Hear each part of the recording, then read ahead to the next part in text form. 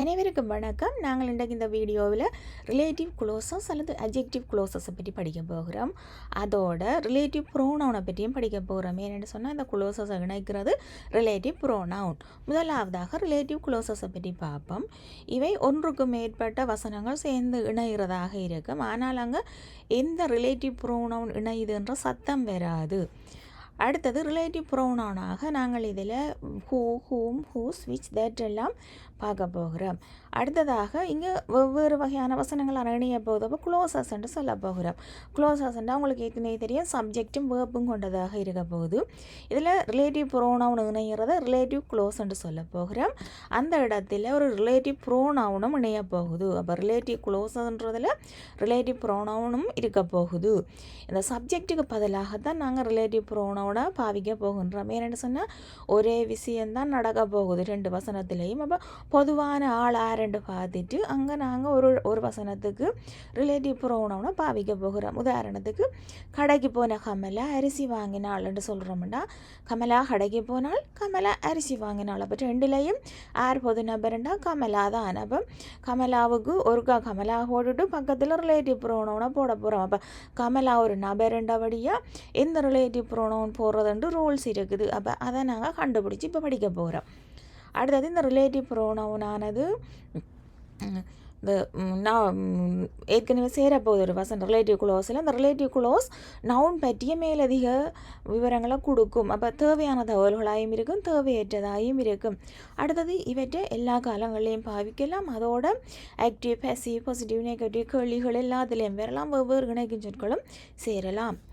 அடுத்ததாக இந்த ரிலேட்டிவ் ப்ரோனவுன்ஸாய் கொஞ்சம் இருக்குது. அது என்னென்ன வகையில் தெரிவு செய்யலாம் என்று சொல்லி பார்ப்போம்.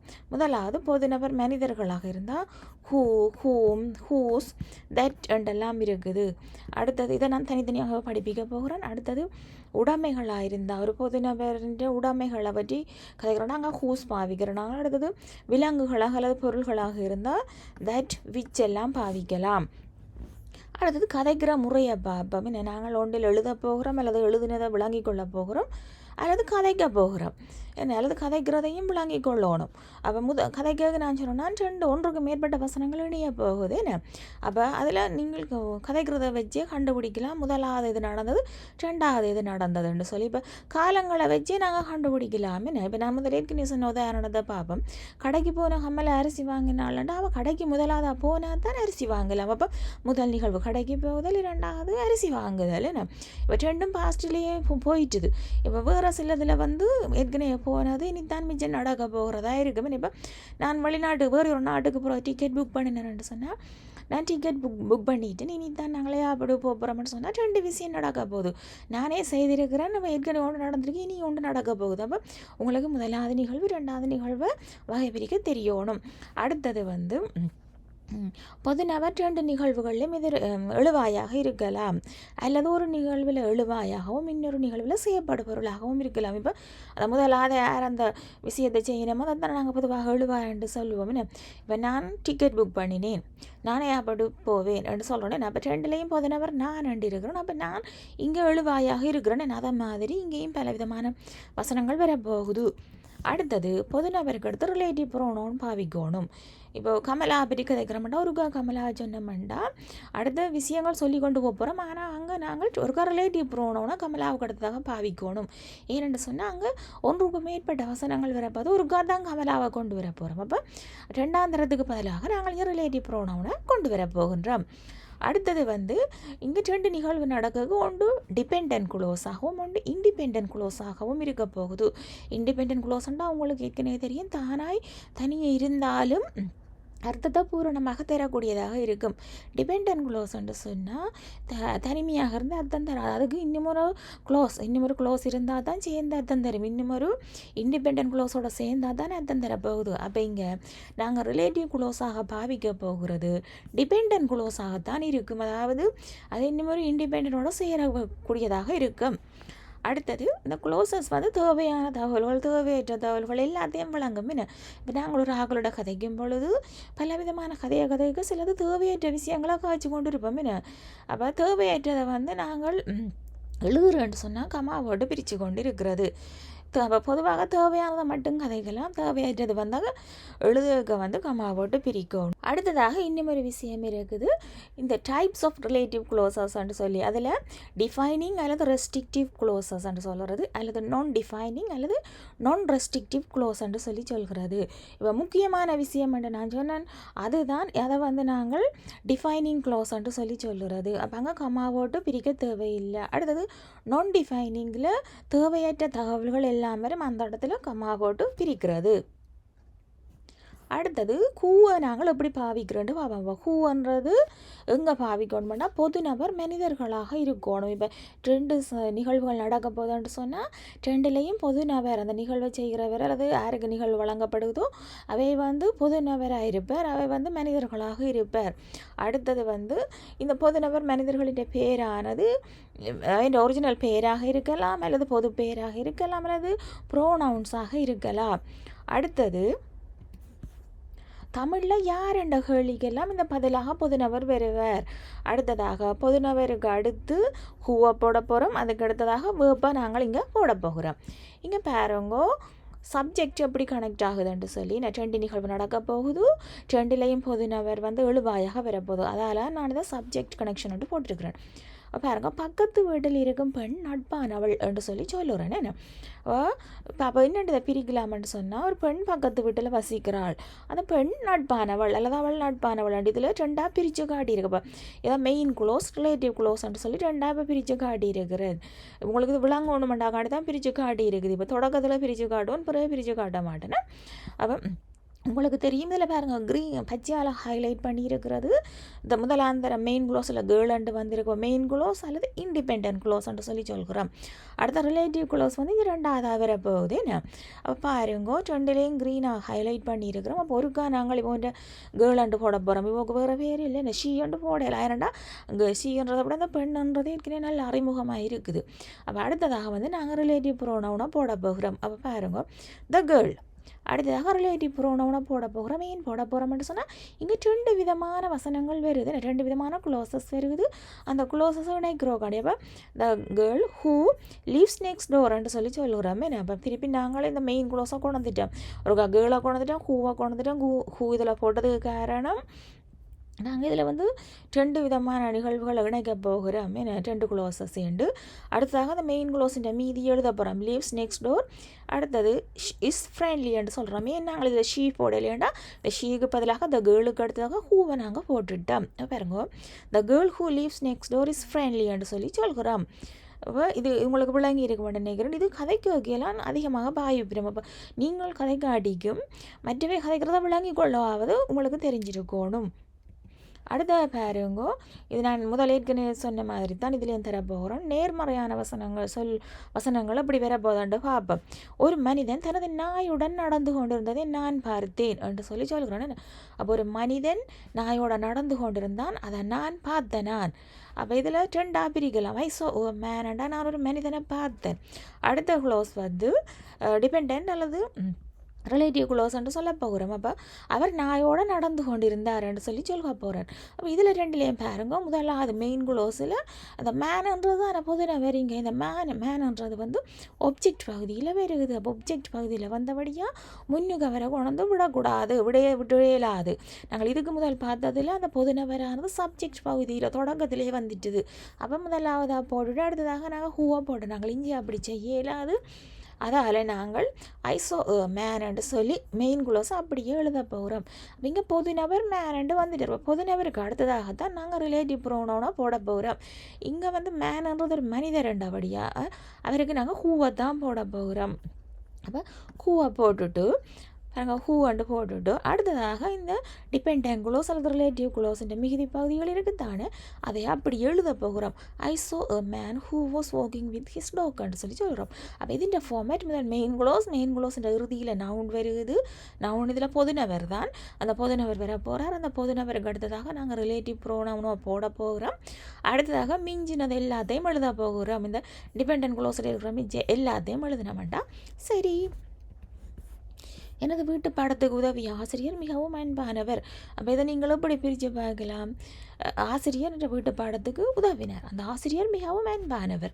அப்போ 2 இடத்துலையும் பாருங்கள். முதலாக டீச்சர் என்று அறிமுகம் செய்தாச்சு. அடுத்தது ஷீ என்று சொல்லுறோம். ஒரு பெண் டீச்சர் என்று நினச்சி ஷீ என்று சொல்லிட்டேன். அப்போ இந்த டீச்சரை முன்னுக்கு கொண்டு வந்துட்டோம். அடுத்ததாக வந்து அந்த ரிலேட்டிவ் ப்ரோனவுன் கூதான் பெற போகுது. யார் என்ற வீட்டு பாடத்துக்கு உதவினர்? அந்த ஆசிரியர். அப்போ யார் அந்த ஆசிரியர் என்ற வீட்டு பாடத்துக்கு உதவினர் அன்பானவராக இருக்கிறார் என்று சொல்கிறோம். அப்போ நான் சொன்ன முன்னுக்கு தந்தேன். நான் யார் என்ற கேள்விக்கு அந்த பொதுநபர் பதிலாக வருவார் என்று சொன்னேன். அப்போ நவுன், அடுத்தது ஹூ, அடுத்தது rest of the main clause வரப்போகுது. Help me with my homework. அடுத்ததாக இஸ் வெரி ஹைண்ட் என்று சொல்லுகிறோம். அடுத்தது சுவரோயத்தை வரைந்த கலைஞரை அவள் சந்தித்தாள் என்று சொல்கிறேன். She met the artist who painted the mural என்று சொல்கிறோம். பாருங்கோ, ஷீ met the artist என்று சொல்கிறோம். இதில் முதலாவது ஆர்டிஸ்ட் இறுதியில் வருது, 2வதுல ஆர்டிஸ்ட் முதலாவதாக வருது. அப்போ மெயின் குலசை நாங்கள் ஃபுல்லாக எழுதிட்டு பிறகு தான் ஹூவை போட்டு மிச்சத்தை எழுதி கொண்டு போகிறோம். அடுத்தது எங்கள் திட்டத்துக்கு உதவிய ஆசிரியரை அழைத்தோம். we invited the teacher who helped us with our project. அடுத்தது வெளிநாட்டில் வசிக்கும் எனது நண்பர் அடுத்த மாதம் வருகை தருகிறார். அப்போ நீங்கள் 2ஆக பிரித்து பாருங்கோ. எனது நண்பர் வெளிநாட்டில் வசிக்கிறார், அவர் அடுத்த மாதம் வருகை தருகிறார்ண்டா. அப்போ நாங்கள் 2லேயே மை ஃப்ரெண்ட் தான் நம்ம முன்னுக்கு வர போகுது. அப்போ மை ஃப்ரெண்டுன்ட்டு அடுத்த ரிலேட்டிவ் ப்ரௌனோனை போட்டு lives abroad is visiting next மந்த்ன்னு சொல்கிறேன். இதில் கம்மா போட்டதுக்கு காரணம் என்ன? நாங்கள் நினைக்கிறோம் இதில் வந்து கொஞ்சம் மேலதிக விவரம்னு சொல்லி அப்போ அதை அழகமா போட்டு பிரிக்கிறோம். இப்போ அது மெயின் பிரச்சனை இல்லை. இப்போ எங்களுக்கு இதை ஃபுல்லாக விளங்கி கொள்ளணும், அல்லது கதைக்க தெரியணும். அடுத்தது மீன் பிடிக்க விரும்பும் ராமு ஒவ்வொரு வார இறுதியிலும் ஏரிக்கு செல்வார். Ramu who loves fishing goes to the lake every weekend. அவர்கள் வெளியே காத்திருந்த மனிதனை பார்த்தார்கள். They saw the man who was waiting outside. உங்களுக்கு தெரியுது இந்த ஃபார்மேட் எப்படி வந்தவர்கள் மனிதனை பார்த்தார்கள், அந்த மனிதன் வழியிலே காத்து கொண்டிருந்தார் என்று சொல்கிறோம். அப்போ இங்கே பாருங்க, மெயின் க்ளோஸ் டிபெண்டன்ட் க்ளோஸ் என்று சொல்லிட்டு அடுத்தது என்ன மாதிரி இதில் எழுதுறோன்னு சொல்லி காட்டியிருக்குது. அடுத்த ஹூவை இப்படி நெகட்டிவாக பாவிக்கிறேன். நாங்கள் ஹூவில் என்னத்தை பற்றி படிக்கிறோம் உங்களுக்கு விளங்கும். இங்கே நாங்கள் ரிலேட்டிவ் ப்ரோனவுனாகத்தான் படிக்கிறோம். நீங்கள் ஏற்கனவே இந்த யூடியூப் சேனலில் பார்த்துருப்பீங்கள், ஏற்கனவே உங்களுக்கு தெரிஞ்ச இருக்கும். ஹூ அண்டு சொன்னால் நாங்கள் ஃப்ரேம் கொஷின்ஸில் படிச்சிருப்போம், அதை தவிர நவுன் க்ளோஸில் படிச்சிருப்போம். இங்கே ரிலேட்டிவ் ப்ரோனவுனாக படிக்கிறோம். அப்போ எல்லா இடத்துலையும் சந்தர்ப்பங்கள் மாறிக்கொண்டு வருகுது. ஃப்ரேம் கேள்விகளாக பிறகு யாருன்றது நேரடியாகவே வருகுது. நவுன் க்ளோஸில் நேரடியாக வரையலாம், ஆனால் அவங்களுக்கு அதை கண்டுபிடிக்கிற மெத்தட் தெரிஞ்சிருக்கு. அடுத்தது வந்து இங்கே ரிலேட்டிவ் ப்ரோனவுனாக வந்து கொண்டிருக்குது. இங்கே யாரென்ற சொல் வரையில்லை, ஆனால் உங்களுக்கு இது விளங்கும்.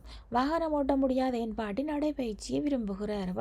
எனது பாட்டிக்கு வாகனம் ஓட்ட தெரியாது, எனது பாட்டி நடைப்பயிற்சியை விரும்புகிறார் என்று சொன்னபடியாக மை கிராண்ட்மாவை நான் முன்னுக்கு கொண்டு வந்துட்டேன்.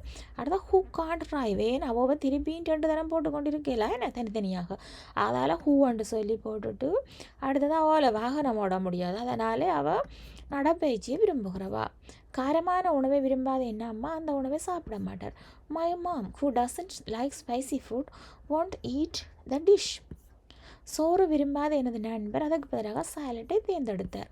My friend who doesn't like rice chose a salad instead. அடுத்தது ஹூ கேள்வியாக வரப்போகுது. இங்கே ஹூவுங்க வரப்போகுதுன்னு சொன்னால் முன்னுக்கு வர மாட்டுது. முன்னுக்கு நாங்கள் ஏற்கனவே ஃப்ரேம் கொஷின்ஸில் ஹூவை கேள்வியாக பார்த்து நாங்கள் ஹூ ஹெல்ப்ஸ் யூண்டா உனக்கு யார் உதவியது 2 பேரும். அப்போ அப்படி நாங்களும் இங்கே படிக்க மாட்டோம். இங்கே நடுவில் வரப்போகுது பாருங்கோ, இதில் ரிலேட்டிவ் க்ளோசஸாக வரப்போகுது. அப்போ இதில் பாருங்க, do you know the police officer, உங்களுக்கு போலீஸ் அதிகாரியை தெரியுமா? அந்த போலீஸ் ஆஃபீஸர் திரும்ப வர போகிறார். என்னண்டு ஹூ ஹெல்ப் த லாஸ்ட் சைல்டுன்னு சொல்கிறோம். தொலைந்து போனால் குழந்தைக்கு உதவிய என்று சொல்லி வரப்போகுது. அப்போ இது 2 வசனமாக வந்திருக்கும். என்ன police officer help the lost சைல்டுன்னு வந்திருக்கும். Do you know the police officer 2 வந்திருக்கு. அப்போ 2ஐயும் நாங்கள் இணைக்க முதலாக கேள்வியாக வரப்போது do you know the police officer. அதுக்கு அடுத்ததாக திருப்பியும் போலீஸ் ஆஃபீஸர் வந்திருப்பார் இந்த க்ளோஸில்.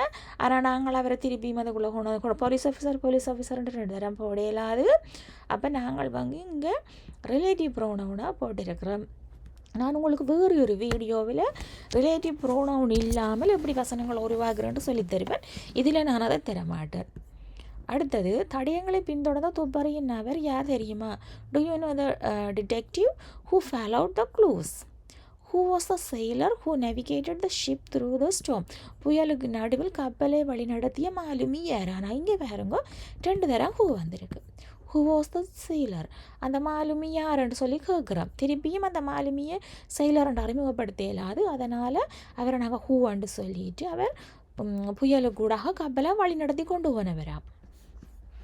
அடுத்தது தட்டை பற்றி படிக்க போகிறோம். தட்டை பற்றி நீங்கள் ஏற்கனவே நவுன் க்ளோஸில் கொஞ்சம் பார்த்துருப்பீங்கள்னு நினைக்கிறேன். அதுக்கு அடுத்ததாக டைரக்ட் ஸ்பீச், இன்டரெக்ட் ஸ்பீச்சில் வந்து படிச்சிருப்பீங்க. இங்கே நாங்கள் தட்டை பற்றி திரும்ப ஒருக்கா ரிலேட்டிவ் க்ளோஸில் படிக்க போகிறோம். தட்டும் மனிதர்கள், விலங்குகள், பொருள்களுக்கு நாங்கள் பாவிக்கிறது. அடுத்தது இது டிஃபைனிங் க்ளோசஸுக்கு தான் பாவிக்கிறோம். டிஃபைனிங் க்ளோசஸ்னால் முக்கியமான தகவல்கள் மாத்திரம் தரத க்ளோஸுக்கு தான் இதை பாவிக்கிறோம் நாங்கள். அதனால் கோமாவை விட்டு நாங்கள் இங்கே சொல்ல தேவையில்லை. அடுத்தது இங்கே தட் வார இடத்துல நான் டிஃபைனிங் க்ளோசஸாக இருந்துச்சுன்னு சொன்னால் நாங்கள் விச் அல்லது ஹூவை பாவிக்கலாம். அதை இறுதியில் சொல்லித்தருவேன் எப்படி பாவிக்கிறேன்.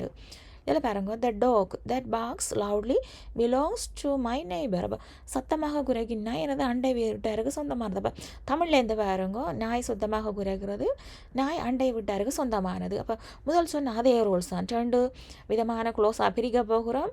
சத்தமாக குறைக்கினா எனது அண்டை வீட்டாருக்கு சொந்தமானது என்று சொன்னால் நாய் சத்தமாக குறைக்கிறது, நாய் அண்டை வீட்டாருக்கு சொந்தமானது. அப்போ முன்னுக்கு வர்றது நாய் தான். அப்போ இந்த டாக்ன்ட்டு சொல்லி கொண்டு விட்டுட்டோம். அடுத்ததாக வந்து அது ஒரு மிருகமண்டபடியாக நாங்கள் ஹூவண்டு கொண்டு வரையில்லை.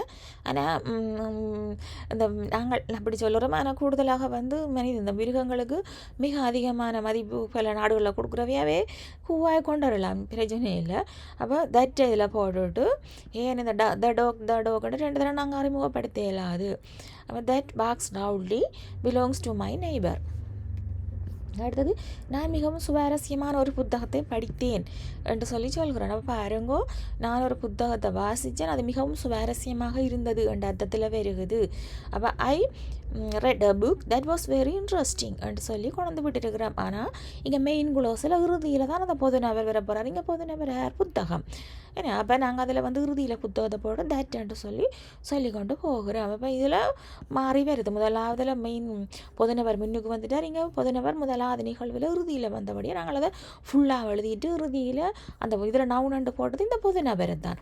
இந்த பொதுநபரை கொண்டு வந்துட்டு அதுக்கு பிறகு நாங்கள் தட்டை போட்டு எழுதி கொண்டு போகிறோம் அல்லது சொல்லி கொண்டு போகிறோம். கடந்த ஆண்டு கட்டப்பட்ட நீர்த்தேக்கம் அதிக கொள்ளளவு கொண்டது. அப்போ இந்த நீர்த்தேக்கமானது மிக அதிக அளவு கெப்பாசிட்டி உடையது. அது கடந்த ஆண்டு கட்டப்பட்டது என்று சொல்லி சொல்கிறோம். இப்போ 2 நீர்த்தேக்கம் பெருகுது. அப்போ இந்த receiver that has a higher capacity was built last year என்று சொல்கிறோம். அப்போ இதில் வந்து உண்மையில் முதலாவது ஆக்டிவாக வருது, 2வது பேசிவாக வருது. இப்போ எல்லாம் கலந்து வரும் வளமையான தமிழ் மாதிரி தான். உங்களுக்கு இந்த இணைக்கிற விஷயத்தை நாங்கள் இதில் விளங்கி கொண்டா சரி. அடுத்தது அவள் கடற்கரைக்கு அருகில் உள்ள வீட்டை வாங்கினாள். என்ன சொல்ல போகிறோம்? அவள் ஒரு வீட்டை வாங்கினாள், அந்த வீடு கடற்கரைக்கு அருகில் உள்ளது. அப்போ 2ம் கொண்டு வர போகிறோம். இதில் பொதுநபர் வீடு தான். அப்போ வீட்டுக்கு பதிலாக நாங்கள் இங்கே தட்டை கொண்டு வர போகிறோம். இங்கே அவள் இல்லை, பொதுநபர். அப்போ அதனால் வந்து she bought a house that is near the beach. சிவப்பு நிறத்தில் இருக்கும் கார் வழியில் நிற்கிறது. இதில் பாருங்க, இதில் கார் சிவப்பு நிறம்ன்றது வந்து கொஞ்சம் மேலதிக விவரம் என்று சொன்னபடியாக நாங்கள் இங்கே விச்சை கொண்டு வந்து சேர்க்குறோம். ஏன்னு நான் சொன்னேன்னா இதில் கமா போட்டு எழுதுகிற க்ளோஸுக்கு வந்து நாங்கள் வந்து தட் பாவிக்க தேவையில்லை. that can refer to people, animal and other things in defining clauses. அடுத்த கடினமாக படிக்கும் மாணவன் வெற்றி பெறுவான். The students that studies hard will succeed. நான் இழந்த தொலைபேசி விலை உயர்ந்தது. The phone that I lost was expensive. கடந்த வாரம் நடந்த தொழில் கண்காட்சி மிகவும் பயனுள்ள தகவல்களை வழங்கியது. நிறைய பயனுள்ள தகவல்களை வழங்கியது. ஏதாவது ஒன்று போட்டால் சரி. The career fair that happened last week was very informative. அடுத்த எப்படி நெகட்டிவாக பாவிக்கிறேன்னு பார்ப்போம். நிதியுதவி அளிக்கப்படாததால் போரில் பாதிக்கப்பட்டவர்களுக்கு உதவுவதற்கான இந்த திட்டம் தோல்வியடைந்தது என்று சொல்லி சொல்கிறோம். அப்போ முதலாவது அந்த திட்டத்துக்கு நிதியுதவி அளிக்கப்படவில்லை. இப்போ யுத்தங்கள் நாங்கள் இருக்கிற இடமெல்லாம் ஏராளம் யுத்தங்கள் ஒரு எத்தனையோ 10-20 வருஷங்களுக்கு மேலே ஒரு இடம் பெயர்ந்து கொண்டு தெரிஞ்சபடி அங்கே ஒன்றும் இருக்கல. அப்போ நிறைய நிறுவனங்கள் ஏதாவது வேறு அரசாங்கம் வேறு நாட்டு அரசாங்கங்கள் எல்லாம் நிதியுதவி அளிக்கும். அப்போ சில நேரம் இடையிலேயும் அது விடுபடுறது. அப்போ திட்டத்துக்கு நிதியுதவி அளிக்கப்படவில்லை. அதனால் அந்த திட்டம் போரில் பாதிக்கப்பட்டவர்களுக்கு உதவ தவறிவிட்டது என்று சொன்னால் வெளியில் இப்போ குளங்களோ அல்லது தெருக்களோ அப்படி ஏராளம் இடங்கள் இருக்கும் அழிஞ்சு போய். அப்போ அதில் கொஞ்சத்தையாவது மீட்டெடுத்து கொடுப்பினோம். அப்போ அதுக்கு நிதியுதவி கிடைக்கும். அந்த அர்த்தத்தில் இதை தந்திருக்கிறேன். அந்த programme that was not funded എന്നാൽ പ്രോഗ്രാം തുടങ്ങി ഇരുപ്പിനും നിധി ഒരു ഘട്ടം ഘട്ടமாக വരും.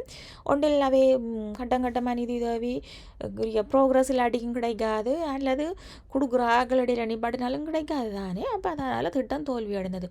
ஃபெயில் டு ஹெல்ப் வார் விக்டிம்ஸ்ன்னு சொல்கிறோம். இங்கே பாருங்க ப்ரோக்ராம் தொடக்கத்தில் வந்திருக்குது. அதனால தான் தட்டை நாங்கள் அடுத்ததாக போட்டிருக்கிறோம். அடுத்தது உண்மை இல்லாத ஹிஸ்ஸு நண்பர்கள் வட்டாரத்தில் மிகமாக பரவியது. gossip that was not true spread quickly in the friend circle. புனர்வாழ்வில் பங்கேற்காத மக்கள் நன்மைகளை தவறிவிட்டனர் என்று சொன்னால் புனர்வாழ்வுண்டா உங்களுக்கு தெரியும். அந்த ஒரு மீள்குடியேற்றம் நடக்குதுண்டா இடமேந்தாக்களுக்கு எல்லா மக்களும் பெற மாட்டினோம். ஏனண்டா நீண்ட கால இடப்பெயர்களில் ஒரு வயது போயிடும். மிக ஒரு 20-25 வயது வருஷமாக இடம்பெயர்னா திரும்ப வர அளவுக்கு ஆக்களும் இருக்க மாட்டேன் சில இடங்களில்.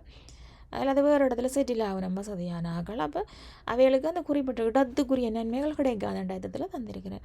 த people that didn't participate in rehabilitation missed the benefits. அடுத்த இதில் நீங்கள் விலங்காடிக்கு 2 பிரித்து பாருங்க விலங்கும் உங்களுக்கு இதில் ஓரளவு விளங்கக்கூடிய மாதிரி தான். இதில் முன்னுக்கு த பீப்புள்ன்றது தந்திருக்குது. அப்போ 2 இடத்துலையும் 2 குளோஸாக நீங்கள் பிரித்தாலும் 2 இடத்துலையும் மக்கள் தான் முன்னுக்கு வருவினம் ரெண்டும் விளங்கணுமா. அடுத்தது புனரமைக்கப்படாத போரினால் சிதைந்த கட்டடங்கள் ஆபத்தானவையாகவே உள்ளன. த வார் torn buildings that were not rebuilt remained dangerous. அடுத்தது தட்டை கேள்வியாக மாற்றுறது பற்றி பார்ப்போம். எண்ணெய் தோண்டுதல் பொருளாதாரத்துக்கு கொண்டு வரும் நன்மைகள் என்னன்னு சொல்லி கேட்குறேன். But R the benefits that oil drilling brings to the economy. மின்சார வாகனங்களை சுற்றுச்சூழலுக்கு உகந்ததாக மாற்றும் சக்தி ஆதாரம் இது. What is the energy source that makes electric vehicles echo friendly. அடுத்தது ஹூமை பற்றி படிக்க போகிறோம் நாங்கள். ஹூமானது பாவிக்க பொதுநபர் முதலாவது பிசின்னு சொன்னால் பிரின்சிபல் குளோஸ்ன்னு சொல்லலாம், மெயின் குளோஸ்ன்னு சொல்லலாம். அல்லது அந்த ஒரு குளோஸ் ரிலேட்டிவ் குளோஸ் உண்டு, மற்ற குளோஸ் இப்போவும் இண்டிபெண்ட் குளோஸ்ன்னு சொல்லுவோம். இதில் ஏதாவது மாறி மாறி தான் கொண்டு இருக்கும், அதை விளங்கி கொள்ளுங்க. அப்போ இந்த குளோஸுக்கு இந்த வினைக்கு எழுவாயாக இருக்க மாட்டார். வேறொருவர் பொதுநபருக்கு அந்த வினையை செய்வார்ண்டா ஹூம் யாருக்கு 2 பேரை பாருங்க பின்னுக்கு. பொதுநபர் முதலாவது நிகழ்வில் செய்யப்படுபொருளில் இருப்பார், எழுவாயிலடி செய்யப்படுபொருள். ஆனால் தமிழில் யாருக்குன்ற கேள்விகளுக்கு பதிலாக பொதுநபர் வருவார். சில நேரம் உங்களுக்கு ஒரு வசனத்தை கண்டுபிடிக்கலாட்டுக்கு யாருக்கு அல்லது யார் என்று சொல்லி ஹூம் வார இடத்துல கேட்டால் உங்களுக்கு விளங்கும். அடுத்த பாருங்க பொதுநபருக்கு அடுத்து ஹூம் பாவிக்கப்பட்டு முதலாவது நிகழ்வை தொடர்ந்து சொல்லலாம். இந்த பொதுநபர்ன்றது தான் நான் ஒன்று சொல்லியிருக்கிறேன். நான் பேசிய மணமகன் திருமணத்தை பற்றி மிகவும் உற்சாகமாக இருந்தார். இப்போ நாங்கள் திருமணம் செய்ய போகிற மணமகனோட போய் கதைக்கிறோம் என்று சொன்னால் அவை சில பேர் நல்ல இதாக கதைப்பினோம். அப்போ the bridegroom whom I spoke to was very excited about the wedding. நாம் வாக்களித்த அரசியல்வாதி தேர்தலில் வெற்றி பெற்றார். The politician whom we voted for won the election. என்ன நாங்கள் ஒரு அரசியல்வாதிக்கு வாக்களித்தோம், அரசியல்வாதி தேர்தலில் வெற்றி பெற்றார். அப்போ முதலாவதில் நான் அரசியல்வாதிக்கு வாக்களித்தாரண்டா முதலாவது நிகழ்வில் அவர் எங்கே வாரார், ஆப்ஜெக்ட் பகுதியில் வருகிறார். அடுத்தது 2வது நிகழ்வில் அவர் அரசியல்வாதி தேர்தலில் வெற்றி பெற்றார்ன்னு சொல்லுறோம். நாங்கள் யாருக்கு வாக்களித்தோமோ அவர் வெற்றி பெற்றார். அவர் யாருக்கு வாக்களித்தோம், அரசியல்வாதிக்கு. அப்போ உங்களுக்கு இது விளங்கும், அப்படி கண்டுபிடிக்கிறேன். அடுத்தது ஆராய்ச்சி உதவிய மாணவியை ஆசிரியர் பாராட்டினார். The student whom the teacher priced. யாரை ஆசிரியர் பாராட்டினாரோ அவள் ஆராய்ச்சிக்கு உதவினவா, யாரை பாராட்டினவர் த ஸ்டூடெண்ட். அடுத்தது 2 தடவை மாறி வந்துட்டு.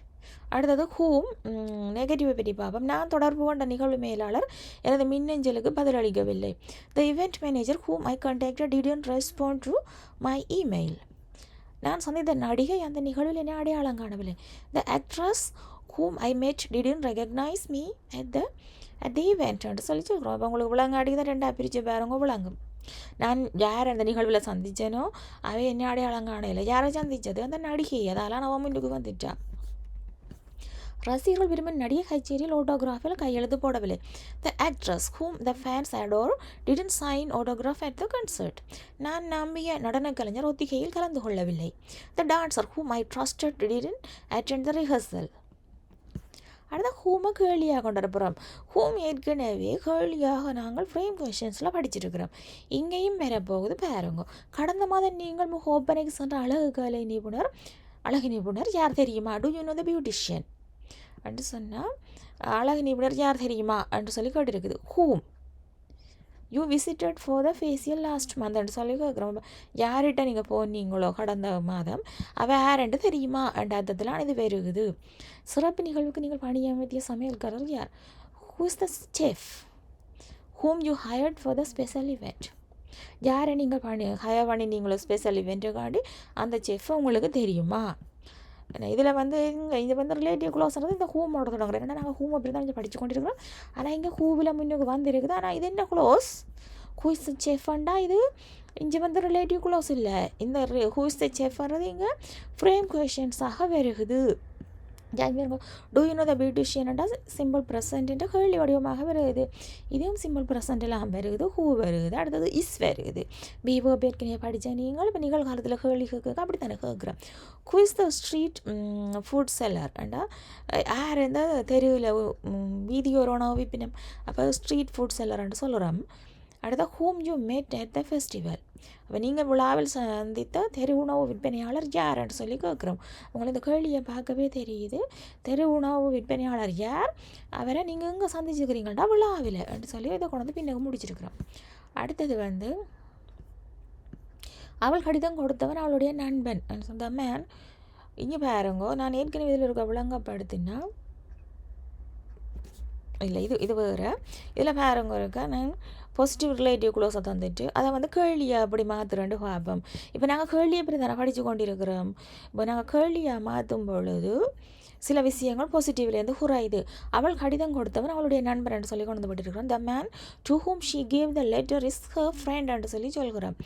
இங்கே பாருங்கள், அதை கேள்வியாக மாற்றாக்க அவள் கடிதத்தை யாரிடம் கொடுத்தாள் என்று சொல்லி கேட்குறேன். To whom did she give the லெட்டர்ன்னு சொல்லி கேட்குறேன். இங்கே பதிலாக அப்படி வருது, அவள் கடிதம் கொடுத்தவன் அவளுடைய நண்பனாக இருக்கிறான்னு சொல்லி அர்த்தத்தில் வருது. சில நேரம் உங்களுக்கு எப்படி பாசிட்டிவாக தந்து கேள்வியாக கேட்டால் உங்களுக்கு விளங்கணும். இதில் வந்து சில விஷயங்களை தவிர்க்கணும்னு சொல்லி. அடுத்தது ப்ரொப்போசிஷன்ஸோட ஹூம் வருது. ப்ரொப்போசிஷன்ஸ்ண்டா அந்த ஹூமோக்கு முன்னுக்கு டு வித் பை அபவுட் ஃபோ எல்லாம் பேர் மேலது பின்னுக்கும் சிலது வரும். அப்போ இதுவும் மேலதிக விவரங்களை தமிழகம் கொஞ்சம் வித்தியாசமாக இருக்க போது பார்ப்போம். நான் பேசிய நபர் மிகவும் உதவியாக இருக்கிறார். நான் யாரோட பேசினோ அவர் மிகவும் உதவியாக இருக்கிறார் என்ற அர்த்தத்தில் வருது. The person to whom I spoke was very ஹெல்ப்ஃபுல்ன்ட்டு வருது. ஏற்கனவே பழைய ரூல்ஸ் தான். நீங்கள் முதல் நிகழ்வு ரெண்டாவது நிகழ்வு. ஆனால் நான் யார்கிட்ட என்று சொல்லி சில விஷயங்களுக்கு ப்ரொபோசிஷன் செய்கிறேன். அடுத்த பாருங்க, நான் கடிதம் எழுதிய ஆசிரியர் விரைவில் ஓய்வு பெறுகிறார். The teacher for whom I wrote the letters retiring soon. அடுத்தது, நான் ரகசியத்தை பகிர்ந்து கொண்ட சக ஊழியர் நிறுவனத்தை விட்டு வெளியேறினார். நான் யாருடன் ரகசியத்தை பகிர்ந்து கொண்டேனோ அந்த ஊழியர் நிறுவனத்தை விட்டு வெளியேறினார். ரெண்டாவது சொல்கிறேன். The colleague with whom I share the secret left the company. நான் அதிகம் வாசித்த கலைஞரின் கண்காட்சி விரைவில் நடைபெற உள்ளது. இப்போ புத்தக கண்காட்சி எல்லாம் வேறு எல்லாமே இருக்குன்னு அப்போ எதை பற்றி யாரை பற்றி வாசித்தனோ அது நடக்க போகுதுன்றதை சொல்கிறேன். The artist about whom I read a lot is having an exhibition soon. நிறுவனம் உருவாகிய தயாரிப்பு கண்டுபிடிப்புகளின் முன்னணியில் உள்ளது. த கம்பெனி பை ஹூம் அந்த யாரால் இந்த கண்டுபிடிப்பு உருவாக்கப்பட்டதோ அது முன்னணியில் உள்ளதுன்றதில் வருது. The company by whom the product was developed is leader of innovation. ஹூமானது ஃபார்மலாக இருந்தாலும் அன்றாட வாழ்க்கையில் கதைக்கும் பொழுது மிக குறைவாகத்தான் பாவிக்கிறது. ஹூமுக்கு பதிலாக நாங்கள் ஹூவையும் பாவிக்கிறோம் நாங்கள் கதைக்கும் பொழுது. இதில் பாருங்க, ஹூமா இருக்கிறது எப்படி ஹூவா கதைக்கப்படுதுன்றதை பார்ப்போம். நேற்று நான் சந்தித்த மனிதரின் ஆசிரியர் என்றா த மேன் ஹூம் ஐ மெட் எஸ்டர்டே இஸ் மை டீச்சர் என்று சொல்லி சொல்கிறேன். நான் நேற்று யாரை சந்திச்சேனோ அது அந்த மனிதரின் ஆசிரியர் என்ற அர்த்தத்தில் வருது. அப்போ இதில் இந்த ஹூமுக்கு பதிலாக அப்படியே ஹூவை மட்டும் போட்டு காட்டி இருக்குது. ஆனால் கதைக்கான் இப்படி பாவிக்கிறது. அடுத்தப்போ ஹூஸை பற்றி பார்ப்போம். ஹூஸ்ன்னு சொன்னால் பொதுநபர், மனிதர்கள் அல்லது மனிதர்களோட உறவு அல்லது உடமையாகத்தான் இருக்க போது. ஒரு ஆளுன்ற உடமையை பிரிக்கிறதுக்காக நாங்கள் ஹூஸை பாவிக்கிறோம் நாங்கள். அடுத்தது பொதுநபர்ன்ற உறவு அல்லது உடமை ரெண்டாவது நிகழ்வின் வினைக்கு எழுவாயாக இருக்கும்.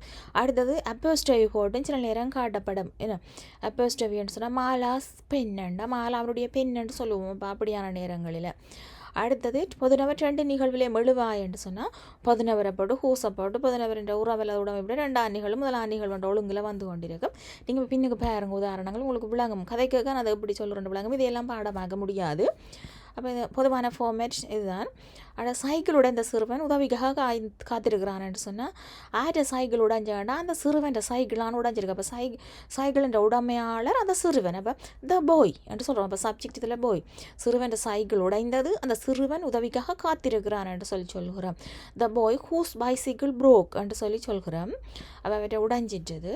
Is waiting for help. அப்போ முதலாவதாக சைக்கிள் உடைஞ்சிட்டது, அவர் காத்து கொண்டிருக்கிறார். அப்போ 2லையும் சிறுவன் தான் முதலாவதாக வர போகிறார். ஆனால் அவன் உடைமையை பற்றி தான் பேச போகிறோம். ஆகவே நாங்கள் இங்கே ஹூஸை பாவிக்கிறோம். அடுத்தது சிறுவன் சைக்கிள் உடைந்தது, சிறுவன் உதவிக்காக காத்திருக்கிறான் என்று சொல்கிற அர்த்தத்திலான இது வருகுது. அடுத்தது பார்ப்போம். ஆடை அழகாக இருந்த பெண்ணை ரசித்தார் என்று சொன்னால் ஷி அட்மையர்ட் என அவள் ரெண்டு பேரும். அவள் ஆடை அழகாக இருந்த பெண்ணை ரசித்தாள் என்ற அதில் வருது. She admired the woman whose dress was பியூட்டிஃபுல்னு சொல்கிறோம். அடுத்தது 2 கார்களுக்கு பிறந்தும் கேரேஜுடைய ஒரு வீட்டை அவள் வாங்கினாள்ண்டு வருது. இங்கே வரப்போகுது. She bought a house whose garage can fit 2 cars என்று சொல்கிறோம். இந்த ஹவுஸுக்கு தான் நாங்கள் ஹூஸ் கராஜ் என்று சொல்கிறோம். நெடுஞ்சாலையில் கார் பழுதடைந்த டிரைவர் உதவிக்கு அழைத்தார். The driver whose car broke down on the highway. யாருடைய கார் அந்த ஹைவேயில் பழுதடைந்ததோ அவர் உதவிக்கு அழைத்தார். அவள் பால் பொருள்கள் புதிதாக இருக்கும் ஒரு கடையில் இருந்து சீஸ் வாங்கினாள். புதிதன்றது ஃப்ரெஷ் அண்ட் அதில் வருது. She bought cheese from the store whose dairy products are fresh. ஒளியமைப்பு சிறப்பாக இருக்கும் புகைப்பட ஸ்டுடியோ பல வாடிக்கையாளர்கள் இருக்கிறது. The photo studio whose lighting is excellent attracts many clients. அடுத்தது ஆற்றின் அருகே கால்நடைகள் மேய்ந்த விவசாயிக்கு ஒரு பெரிய பண்ணை உள்ளது. அண்டா அந்த கால்நடைகள் எல்லாமே அதுக்கரையெல்லாம் மேய்ஞ்சு கொண்டு இருக்குது. அவர் விவசாயின்றதான் அதை விடாமல் அவருக்கு ஒரு பெரிய பண்ணை உள்ளது கண்டா அதனால் இது வருது. த farmer whose cattle grazed near the river owns a large range. இந்த ஹூஸின் நெகட்டிவ் பார்ப்போம். விவசாயி நெல் வயலில் பாசனம் செய்யப்படாததால் நஷ்டமடைந்தார். அப்போ விவசாயிக்கு நெல் வயல் இருந்திருக்கு, அந்த நெல் வயலில் பாசனம் செய்யப்படவில்லை, அதனால் அவருக்கு நஷ்டம் வந்திருக்கு. The farmer whose paddy field was not irrigated என்று சொல்கிறோம். இது பேசிவில் வருது. Suffered losses. ஃபார்மர் இதால் பாதிக்கப்பட்டிருக்கிறார் நட்டத்தால். அந்த விவசாயியின் நெல் வயலில் பாசனமும் செய்யப்படவில்லை. இப்போ பாசனம் செய்யப்படவில்லை, அவர் நஷ்டப்பட்டுட்டார். அதில் 2 வருது. இதில் இப்போ 2க்கும் முதலாவதாக வர்றது விவசாயி தான். ஆகவே அவரை முன்னே போட்டுவிட்டு அவர்கிட்ட பேடிஃபீல்ட் தான் அவர்கிட்ட உடைமை. இப்போ அவர்கிட்ட உடைமையை பற்றி கதைக்கிறதால ஹூஸ் பேடிஃபீல்டுன்னு சொல்கிறோம். அவர்கிட்ட ஹூஸ்ன்றது ஃபார்மருக்கு பதிலாக போட்டிருக்கிறோம். அவர்கிட்ட உடைமை அடுத்ததாக வரணும் கட்டாயம், அதுக்கு தான் பேடிஃபீல்டு போட்டிருக்கிறோம். வீட்டின் குளியலறை சுத்தம் செய்யப்படாததால் சுகாதாரக்கேடு ஏற்பட்டது. த ஹவுஸ் அப்புறம் ஹூஸ் காரணம் இந்த ஹவுஸின்றதான் அந்த திருப்பம் 2 தரம் வீடு தான். வீட்டின் உடைமை இது வீட்டுக்குள்ளே இருக்கிறது bathroom. The house whose bathroom was not cleaned became unhygienic.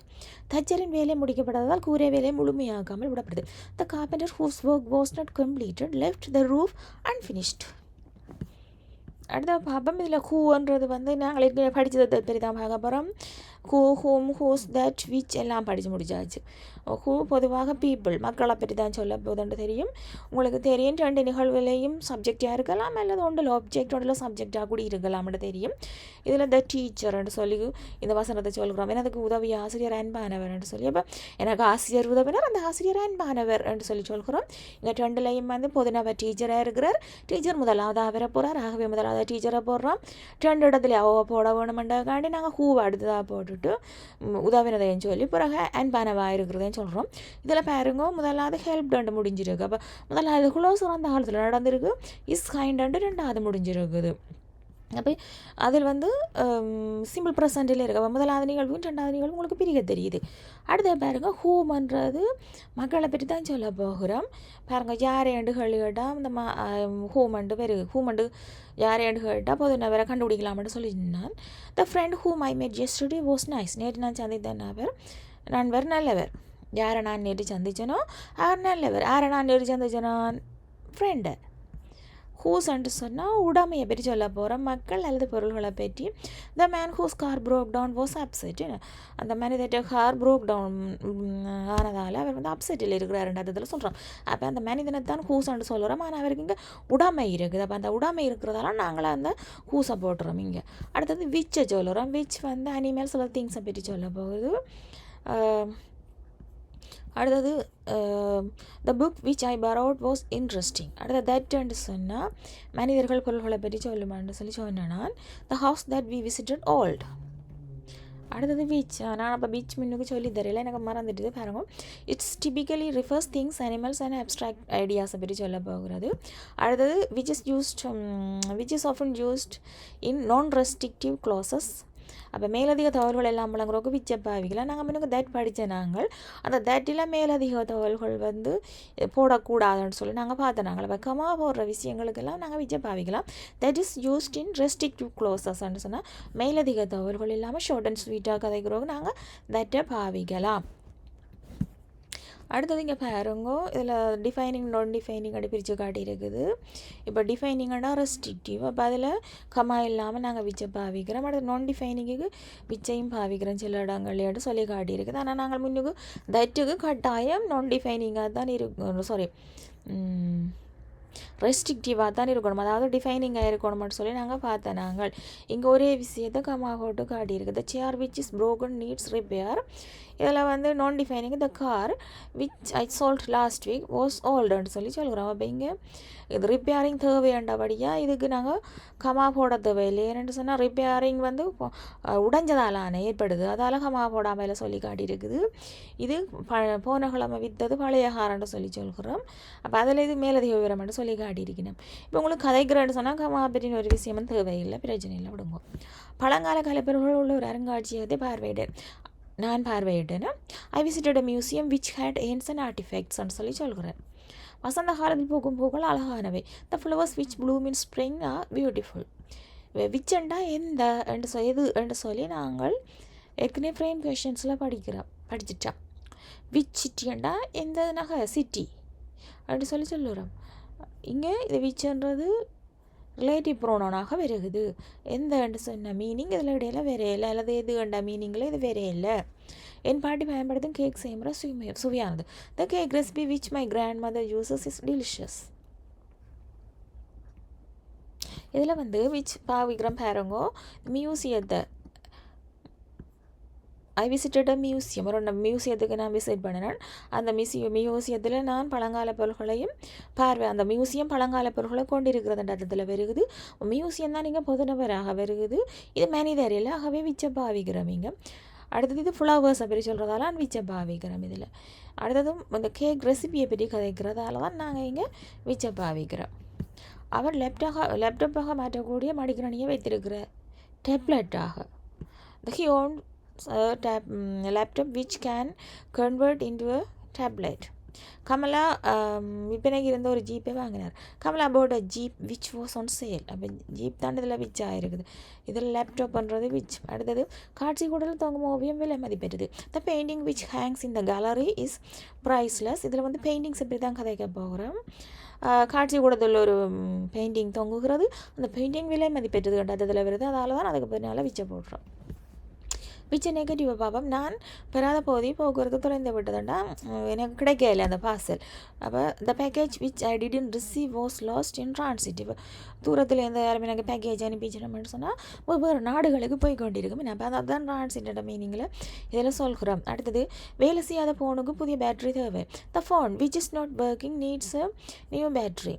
இருபுறம் இணைக்காத பாலம் முழுமை அடையாமல் உள்ளது. த பிரிட்ஜ் அப்போ அந்த பாலம் which doesn't connect both sides is incomplete என்று சொல்கிறோம். பாலம் இருபுறம் இணைக்கப்படவில்லை, அந்த பாலம் முழுமையடையாமல் உள்ளது என்று ரெண்டு தனியை கொண்டு வரோம். ரெண்டுலேயும் வந்து பாலம் முதலாவதாக வரதால் பாலத்தை முன்னுக்கு கொண்டு வரோம், அடுத்ததாக புதனவரை கொண்டு வரோம், அங்கால மிச்சங்களை போட்டு கனெக்ட் பண்ணி முடிக்கிறோம். முதலாவது ரெண்டாவது முடிக்கிறோம். அது பொதுவாக அந்த இணைக்கிற மெத்தட் வந்து எல்லாத்துக்கும் ஒரே மாதிரி தான் வருது. அதை ஆரம்பத்தில் சொல்லிட்டேன். அடுத்தது இந்த வீடியோ உங்களுக்கு விளங்கி இருக்க மாட்டேன் நினைக்கிறேன். அடுத்த வீடியோவில் சந்திப்போம். நன்றி.